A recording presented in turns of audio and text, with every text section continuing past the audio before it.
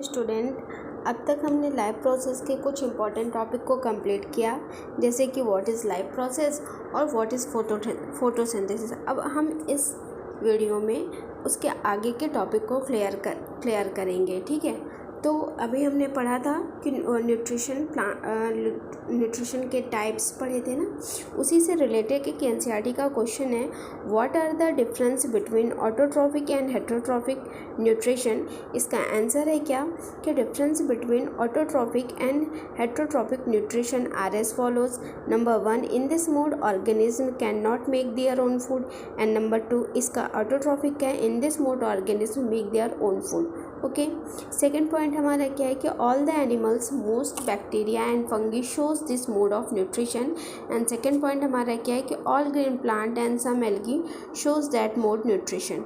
Okay, तो ये समझ में आओगे, बहुत ही सिंपल लैंग्वेज में आप अपनी नोटबुक में इसे लिख सकते हैं। ठीक है, अब हम फोटोसिंथेसिस में कुछ टॉपिक छूट गए थे, जैसे नंबर 1 हमारा क्लोरोफिल है। क्लोरोफिल क्या है? क्लोरोफिल में हम पढ़ेंगे कि क्लोरोप्लास्ट आर सेल ऑर्गेनेल्स। ठीक है, consist of a photosynthesis pigment refer to as a chlorophyll. It is present in all green plant and in some other organism. It is required for in some other or it is required for photosynthesis, which is a process by which light energy is transformed into chemical energy. ठीक, तो chlorophyll क्या है कि chlorophyll जो plant का green area होता है, plant में जो भी ग्रीन एरिया होता है उसमें वो पिगमेंट पाया जाता है, जिसके कारण वो ग्रीन दिखता है। और ये क्या करता है, फोटोसिंथेसिस के लिए मोस्ट इम्पॉर्टेंट होता है।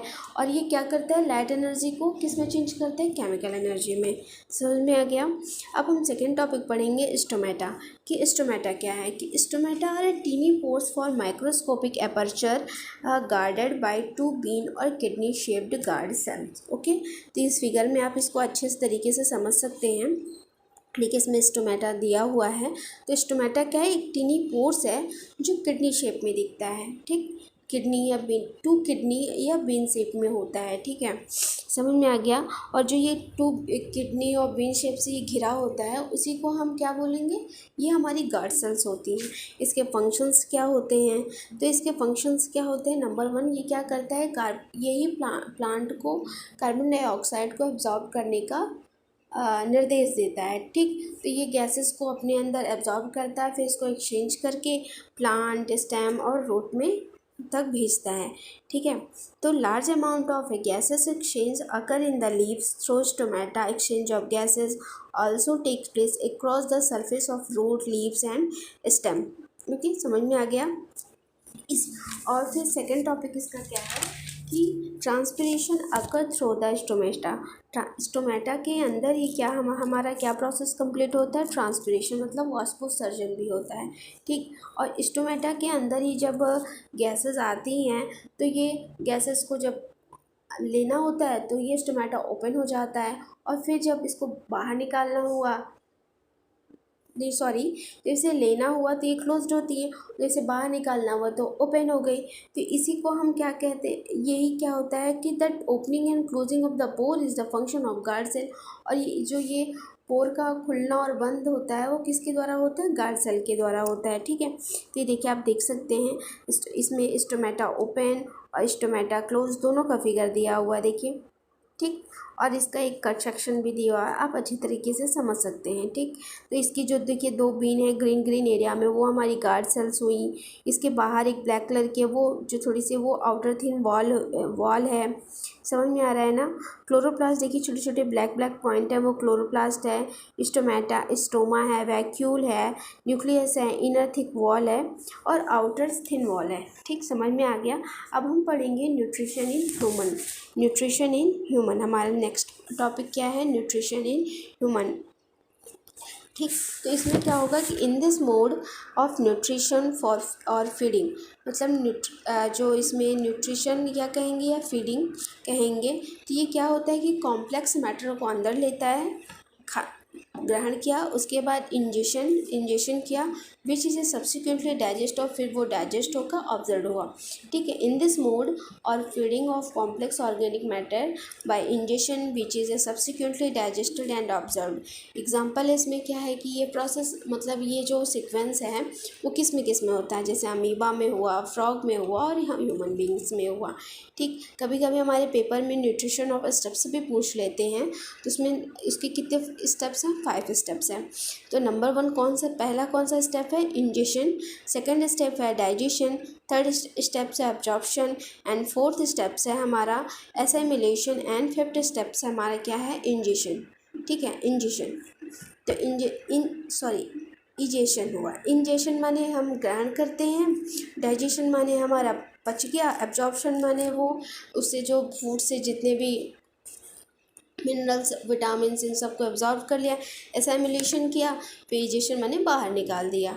ठीक है, अब हमारे एनसीईआरटी में एक है कि वो अमीबा का न्यूट्रिशन के बारे में भी दिया हुआ था, हम उसके बारे में भी पढ़ लेंगे। तो ठीक, अगर सिंपल से शॉर्ट आंसर में क्वेश्चन में ये दिया हुआ तो हम फिगर बना के छोड़ सकते हैं, लेकिन अगर लेंदी में दिया तो हम उसके बारे में, उसके सारे मोड्स के बारे में भी पढ़ेंगे। तो हमारा जो अमीबा है वो ओमनीवोरस होता है, होलोजोइक होता है, समझे। ठीक है, तो अब हम इसके बारे में पढ़ेंगे। तो नंबर 1 इंजेक्शन आया, तो इसमें क्या हुआ, अब आप फिगर को देखिए, फिगर देखेंगे तो आपको समझ में आ जाएगा। तो फिगर में क्या हुआ कि when amoeba comes near with the food particle it takes a pseudopodia which engulf the prey by food cup, this process is ingestion.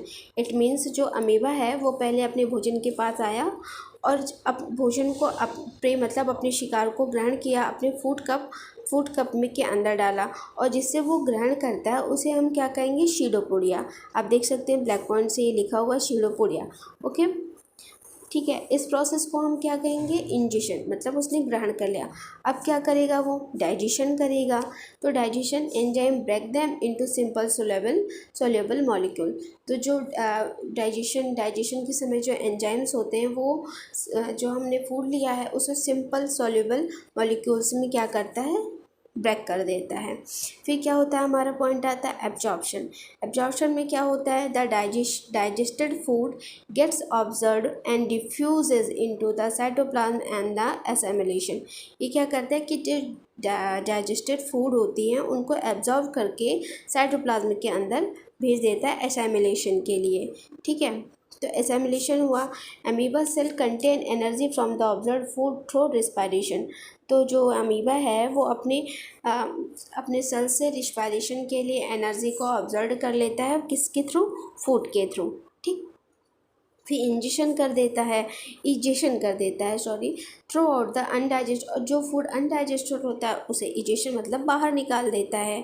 ठीक है, तो इसके बारे में आप देखिए यहाँ पे लिखा हुआ है, आप यहाँ से देख सकते हैं। ठीक, ओके, फिर अब हम पढ़ेंगे, जैसे अभी तक हमने अमीबा के अंदर डाइजेशन को पढ़ा, अब हम पढ़ेंगे ह्यूमन का जो है डाइजेशन पढ़ेंगे। ठीक है, डाइजेस्टिव सिस्टम ह्यूमन का पढ़ेंगे।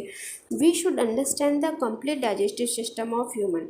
ठीक, humans compares highly evolve and complicated digestive system and alimentary canal and various type of digestive gland. ठीक, तो जो ह्यूमन के अंदर का